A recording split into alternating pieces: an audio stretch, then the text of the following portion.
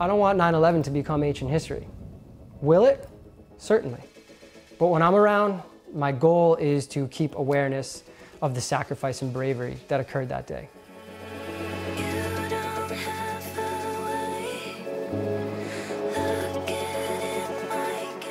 Sometimes it's just like giving people the mindset or like the skill set to feel a type of way when you're in a situation that you can't do anything about.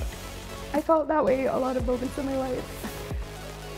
It's like I don't want to be in that moment, but if I am there, I want to feel equipped enough, like strong enough, powerful enough to do what I might have to do.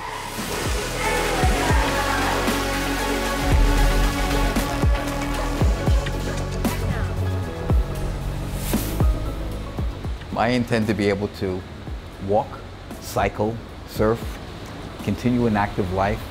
I don't see this ending at this point. You know, we have an expiration date, okay? Whenever that date may be, I don't see one for me at this point.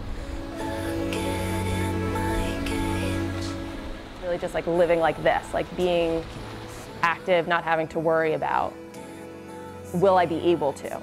Like I know that I'm capable, and I think that's kind of the gift that I've gotten.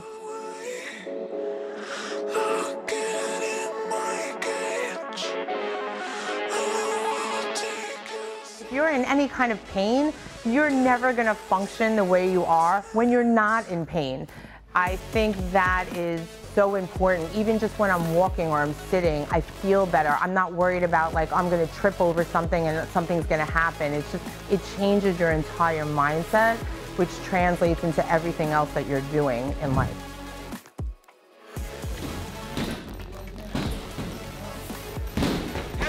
And that's what I love about boxing. I like the fundamentals, I like the strategy, I like the chess. It's not about physical activity, more so it's about the mental game, the brains of it. And coach is one of those guys that's gonna tell you how to box smart.